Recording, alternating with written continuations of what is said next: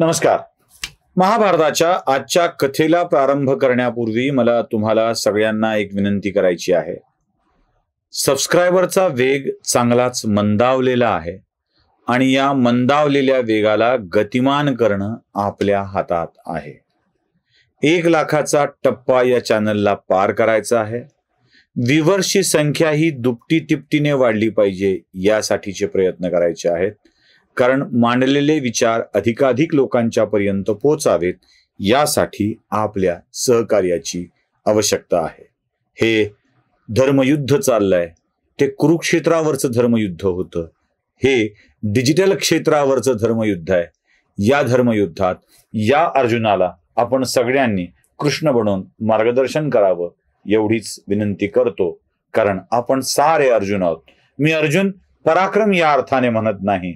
संभ्रमावस्थेत गोंधळलेला जसा अर्जुन असतो त्याच अर्जुनाच्या भूमिकेत मी आहे.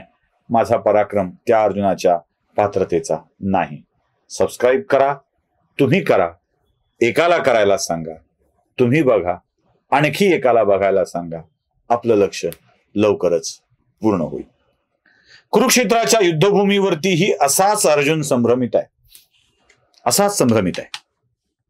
अर्जुनाचा हा संभ्रम काही दूर होत नाहीये. पितामह भीष्मांच्या सोबत लढताना असंच, पितामह आहेत ते, आजोबा आहेत ते, त्यांच्या विरोधात कसं लढायचं, त्यांना कसा बाण मारू, अरे भाऊ आहे माझा, काका आहे माझा, पुतण्या आहे माझा, त्याला कसा मारू, त्याला कसा लढू, असेच प्रश्न. आणि आता सुद्धा अर्जुनाच्या मनामध्ये हीच संभ्रमावस्था आहे. द्रोणाचार्यांच्या विरोधात कसा लढू. गुरु आहेत माझे, ते त्यांचं निरातिशय प्रेम आहे माझ्यावरती, आणि गुरुच्या प्रेमाला एवढ्या सहजासहजी मी असा नाही विसरू शकत. त्यांचे उपकार आहेत माझ्यावरती. आणि कृष्ण वारंवार सांगतोय, अर्जुना आहेत ते गुरु, पण या युद्धभूमीवर गुरु आपला सखा आप्त बाप माय असलं काही नसतं रे. युद्धभूमीवर क्षत्रियाचा धर्म आहे लढणे लढणे लढणे. समोर चाल करून येणारा शत्रू आहे आणि त्या शत्रूचा निपात करणे हा क्षत्रियाचा धर्म आहे. राजा 18 अध्याय गीता सांगितली रे. अजून पुन्हा तुझ्या मनामध्ये संभ्रम आहेच का?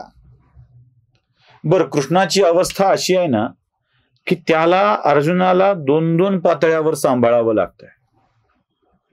तिकडे द्रोणाचार्य वेगवेगळ्या गोष्टी योजित आहेत. पितामह भीष्मांच्या शरपंजरी पडल्यानंतर त्या युद्धभूमीवर आणखी एका योद्ध्याचं आगमन झालंय, आणि तो योद्धा आहे कर्ण. बाकी योग्यायोग्यतेच्या क्षमतेच्या गप्पा आपण कितीही मारल्या तरी कर्ण एक शक्तिशाली, चाणाक्ष, चतुर आणि पांडवांच्या वरती सूड घेण्यासाठी आलेला योद्धा आहे, हे लक्षात घ्या. त्याच्या पासून बचाव करणं हे कृष्णाचं काम आहे. आता या कर्णाला जन्मतःच काही वस्तू मिळालेल्या आहेत, आणि त्या म्हणजे त्याला सूर्याने दिलेली कवच आणि कुंडले. या कवचा सहितच्या कर्णाला कोणताही बाण भेदू शकत नव्हता. त्याची कुंडलं आणि त्याचे कवच हे दोन्हीही त्याची अशी शक्ती होतं, त्याला युद्धात अपराजित करत होतं, अमरत्वाकडे घेऊन जात होतं. आणि हे काहीतरी करून थांबवणं आवश्यक होतं. कृष्णाला ठाऊक होतं काय होतंय काय नाही. त्यांनी आपलं योग्य ठिकाणी निरोप पोहोचवला.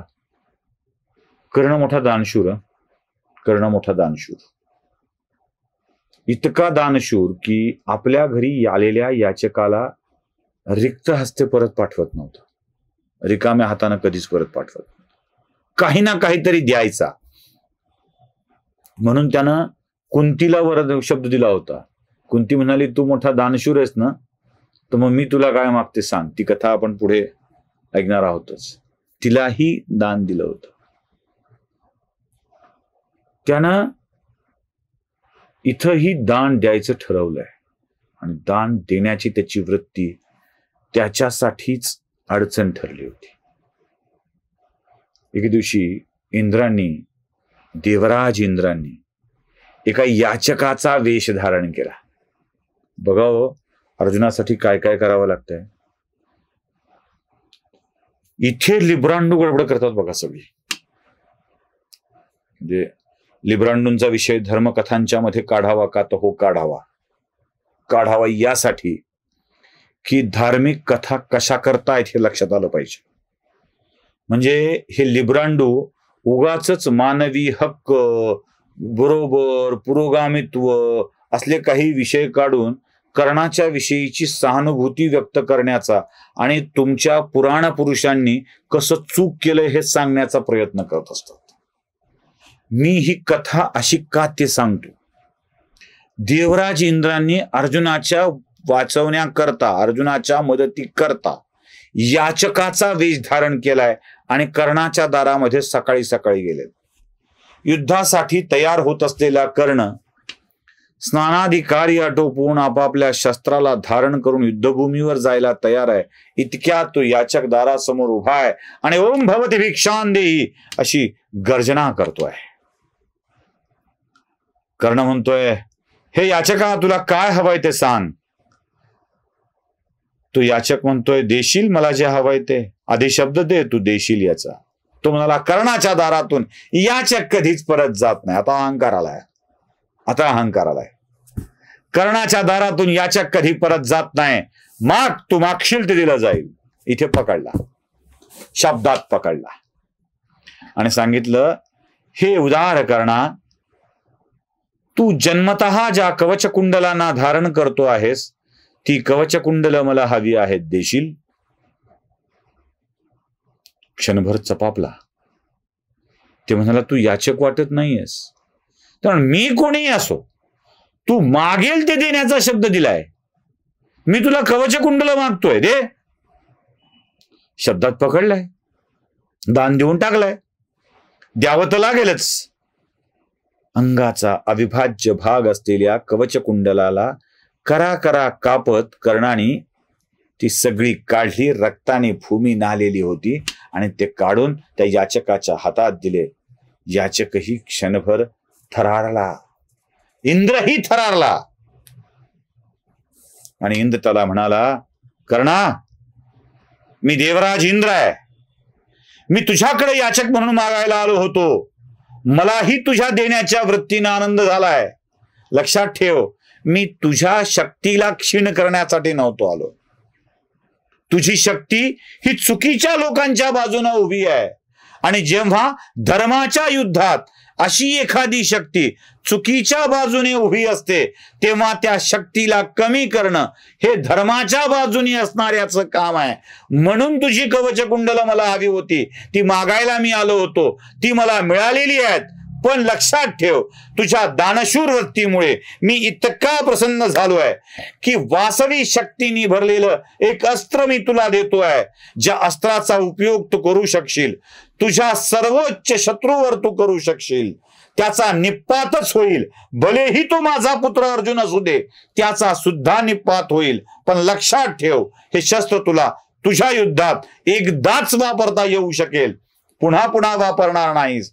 तुझी कवचकुंडल मी काढून घेतोय, पण अशी वासवी शक्ती मी तुझ्याकडे येतोय ज्या शक्तीने तुझ्या शत्रूचा निपात करू शकशील. देवही थरारलाय कर्णाच्या दानशूरत्वापुढे. त्यानंही त्याला वंदन केलंय आणि त्याच्या बदल्यात त्याला एक प्रचंड शक्तिशाली अस्त्र दिलंय. कृष्णाला हे ठाऊक होतं. इंद्रानं घेता घेता काहीतरी दिलंय आणि तिथं ओळ केलाय. बर, तेही शक्य होतं सहज. कृष्ण धर्माच्या बाजूने लढणार आहे. हे सगळं तो घडवून आणतोय. एखादा चांगला माणूस वाईटाच्या बाजूने असेल तर त्या चांगल्या माणसाचा शक्तिपात करणं हे धर्माचं काम आहे.